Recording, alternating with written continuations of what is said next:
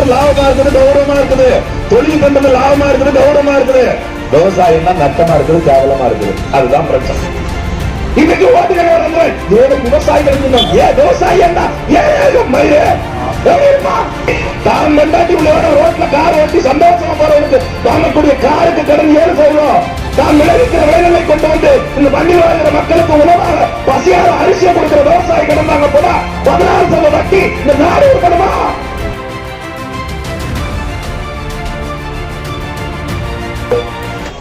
நான்கு தினங்களுக்கு முன்பாக கூட நாம் தமிழர் கட்சியின் தலைமை ஒருங்கிணைப்பாளர் சொந்தமலன் சீமான் தலைமையில் டெல்லியில் சென்னையில மாநிலம் தழுவி டெல்லியில் நடக்கக்கூடிய அந்த விவசாயிகளுக்கு போராட்டத்திற்கு ஆதரவாக ஒரு ஆர்ப்பாட்டம் நடைபெற்றது. அதன் ஒரு பகுதியாக இங்கே விளைவர் பாசனின் சார்பாக இந்த போராட்டம் நடக்கிறது. விவசாயிகள் போராட்டம் நடத்துகிறார்கள் என்று சொல்வது மிகப்பெரிய தவறு.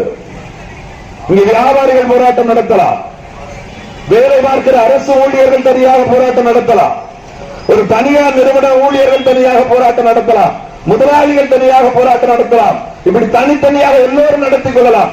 ஆனால் விவசாயிகள் போராடுகிறார் என்றால் இங்க இருக்கிற ஒட்டுமொத்த மக்களும் போராடுகிறார் என்றுதான் அர்த்தம். நீங்க சிந்திச்சு பார்க்கணும். ஒரு வியாபாரி போராடுறானா அவன் குடும்பத்துக்கு, அவனோட லாபத்துக்கு, அவன் சொந்தத்துக்கு, பந்தத்துக்கு. ஒரு தனியார் நிறுவன முதலாளியோ ஒரு தொழிலாளியோ போராடுகிறார் என்றால் அவருடைய குடும்பத்துக்கு, அவன் சொந்தத்திற்கு, அவன் லாபத்திற்கு. ஆனால் ஒரு விவசாயி போராடுறனா அவருடைய லாபத்திற்கு மட்டுமல்ல. ஏனால் விவசாயம் இங்க லாபம் இல்லாது என்பது எல்லோருக்கும் தெரியும். ஒரு இன்ஜினியர் மகன் தன் மகனை இன்ஜினியர் ஆக துடிக்கிறான், ஒரு டாக்டர் மகன் தன் மகனை டாக்டராக துடிக்கிறான், ஒரு அரசியல்வாதி கேடு கட்டவராக இருந்தாலும் கூட தன்னவரையும் கேடு கட்டவராக அதே அரசியல்வாதியாக எடுத்து பார்க்க துடிக்கிறான்.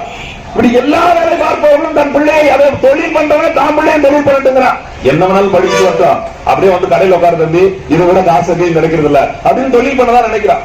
இப்படி எல்லாரும் தன் நகரை தனக்குள் தன்னாகவே மாற்ற நினைக்கிறார்கள். ஆனா விவசாயி மட்டும்தான் பாருங்க உறவுகளே, விவசாயி மகனும் எப்படியாவது இன்ஜினியரிங் படிச்சிடணும், என் பிள்ளையும் டாக்டர் ஆகணும். எந்த விவசாயியாவது அவன் பிள்ளையை விவசாயியாக்க நினைக்கிறானா? இல்ல நம்ம அப்ப யாராவது நம்மள விவசாயியாக்க நினைக்கிறாங்களா? ஏன் இன்ஜினியர் லாபமா இருக்குது, டாக்டர் லாபமா இருக்குது, கௌரவமா இருக்குது, லாயர் லாபமா இருக்குது, கௌரவமா இருக்குது, தொழில் பண்றது லாபமா இருக்குது, கௌரவமா இருக்குது. விவசாயம் தான் நட்டமா இருக்குது, கேவலமா இருக்குது. அதுதான் பிரச்சனை. அப்படி இந்த மற்ற தொழிலெல்லாம் தனக்காகவும் தன்னை உயர்த்திக் கொள்வதற்காக தங்கள் குடும்பத்தை பாதுகாக்கவும் செய்யப்படுகிற தொழில்கள். ஆனால் விவசாயம் தொழில் உள்ளவர்களுடைய வாழ்வியல். அவன் ஒரு விவசாயம் சேர்த்து கால் வச்சு ஒரு ஏக்கர் நிலத்தை உழுகிறார் என்றால் 100 குடும்பங்களுக்கு உணவு வருவதற்கான அரிசி விளைவித்து கொடுக்கிறான். அவன் நட்டம் ஏற்படுகிற போதும் கூட பரவாயில்லை என்று சொல்லி மறுபடியும் அந்த தொழிலை அந்த வாழ்வையை செய்கிறான். நீங்க யோசிச்சு பாருங்க, வங்கியில கடன் போய் கேட்டு நிக்கிறோம், ஒரு வாகனம் வாங்க நிக்கிறான், கார் மகிழ்ந்து தன் குடும்பத்திற்கு தானும் தன் மனைவியும் தன் 2 பிள்ளைகளும் துண்டாக போறதுக்கு இந்த ரோட்ல ஃப்ரீயா போனோம். பஸ்ல எல்லாம் இடிச்சுக்கலாம் போக முடியாது, ஏன்னா சம்பளம் மாசம் 50,000 ரூபாய் வருது. அப்படி கார் வச்சுட்டு போனா கௌரவமா இருக்குன்னு சொல்லிட்டு அந்த காரை வாங்க லோன் வாங்க போறான். ஒருத்தர் போய் நிக்க நல்லா பேண்ட் சட்டை போட்டு வங்கிக்கு போய் இருந்தான்னு வச்சுக்கோங்க, அந்த வங்கி பேங்க் இருக்குவாங்க, அந்த மேனேஜர் மேலாளர்ல அந்த மேனேஜர் அவனுக்கு அவ்வளவு மரியாதை கொடுப்பாரு. ஏன்னா நம்மால பேண்ட் சட்டை போட்டு வந்திருக்காரு, 10 லட்சம் ரூபாய் கார் வந்திருக்காரு. வாங்க சார் டீ சாப்பிடுறீங்களா, காபி சாப்பிடுறீங்க, அவனுக்கு கூல் ட்ரிங்க்ஸ் கடையில் வேலை வாங்குற மாதிரியே பேசுவான் மேனேஜர். அப்படி எல்லாம் கவனிச்சு உட்கார வச்சு அவருடைய எது இருக்கு இல்ல இருக்கிறதை கொண்டு வாங்க, என்ன 50,000 சம்பளம் வருது, அதுக்கான பில்லை மட்டும் காட்டுங்க, லோனை கொடுத்துட்டா நீங்க டீ கட்டுறீங்க விட்டுருவான்.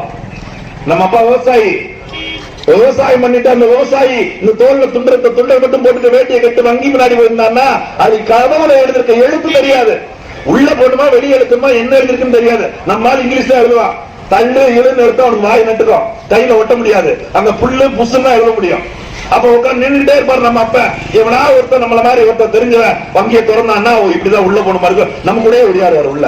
ஒரு விவசாயியோட நிலைமை பாருங்களேன், அடுத்தவனுக்கு சோற்றை விளைவித்து கொடுக்கிற விவசாயி வங்கி வாசல உள்ள போக முடியாது நிக்கிறான். அங்கே போயிட்டானா இருக்கிற கவுண்டர்லாம் வரிசையா எதுக்கு நிக்கிறான்னு தெரியாது. அப்புறம் நாட்டி ஒருத்தர் கேட்டாலும் மேனேஜர் போய் பார்க்கணும் லோன் வாங்கினா அப்படின்னா அங்கேயே அப்படிதான் ஒரு கதவை போட்டிருப்பான், நின்றுட்டே இருப்பான். நம்ம விவசாயி பாப்பாரு, நம்ம விவசாயி நிப்பாரு, மேனேஜர் பாப்பாரு, அவரை பார்த்துட்டு ஆமா கடக்க அப்படின்னு சொல்லி குடிஞ்சுக்குவாரு. அப்புறம் கொஞ்ச நேரம் கழிச்சு பியூன் மாதிரி ஒருத்தர் வந்து அவன் போய் சொல்லணும் லோன் கேட்டு வந்திருக்காரா விவசாயிய வர சொல்ல வர நம்ம ஆளுக்கு என்னமோ சொத்தை எழுதிவாங்க, இந்த மாதிரி ரொம்ப சளிப்பு வந்துடும். இங்க பேங்க் லோன் வாங்குற கார் கடை வாங்குறலாம் அவனுக்கு பொண்ணு கொடுக்கற மாதிரியே தெரியும், வாங்க வாங்க வாங்க அப்படிமா. நம்ம விவசாயி போனா அவன் கடன் கேட்க மாதிரியே தெரியும், செத்த மூஞ்சி மாதிரி வச்சுட்டு முதலி வர சொல்ல அப்படிமா. எப்படி அந்த வங்கிக்குள்ள மேனேஜர் போய் எடுத்துட்டு போய் நம்ம விவசாயி போய் நிக்கனா உனக்கு இடம் இருக்குதா, சொந்த இடமா, அந்த விவசாயம் சொந்தமா இருக்குதா, பட்டா இருக்குதா, சிட்டா இருக்குதா, பத்திரம் இருக்குதா, அடங்கல் இருக்குதா, பத்திரம் இருக்குதா, எல்லாம் இருக்கும், எல்லாவற்றும் இருக்கிறது. ஆனால் கடன் வேண்டும் என்று கேட்டால் வட்டி எவ்வளவு தெரியுமா? 14%. எவ்வளவு? 14%. எதுவுமே கிடையாது. இந்த பேண்ட் செட் போட்டு போற மாதிரி கார் வாங்குறதுக்கு அவன்கிட்ட எதுவுமே கிடையாது. ஆனா 50,000 சம்பளம் வாங்குற பில் இருக்குது, அவனுக்கு வட்டி எவ்வளவுமா? 7%. எப்படி? தான் கொண்டாட்டி உள்ளவன ரோட்ல கார் ஓட்டி சந்தோஷமா போறவனுக்கு வாங்கக்கூடிய காருக்கு கடன் 7%. தான் விளைவிக்கிற விளைநிலை கொண்டு வந்து இந்த மண்ணில் வாழ்கிற மக்களுக்கு உணவாக பசியார அரிசியை கொடுக்கிற விவசாயி கடன் வாங்க போனா 16% வட்டி. இந்த நாடு உருப்படுமா? இன்னைக்கு ஓட்டுகிறாங்க ஏழை விவசாயிகள். ஏன் விவசாயி என்ன எப்படி இருப்பான்? தன் குடும்பத்துக்கும் தனக்காக உழைக்கிற ஒருவன் நாட்டில் கோடீஸ்வரனா இருக்கான். இங்க வாழ்கிற அனைத்து மக்களுக்கும் உணவை கொடுக்கிற விவசாயி எப்படி ஏழையா இருக்க முடியும்? இதுவரைக்கும் எவனாவது இதை பத்தி பேசிருக்காங்க? சிந்தித்து பாருங்க, எப்படி இருக்க முடியும்?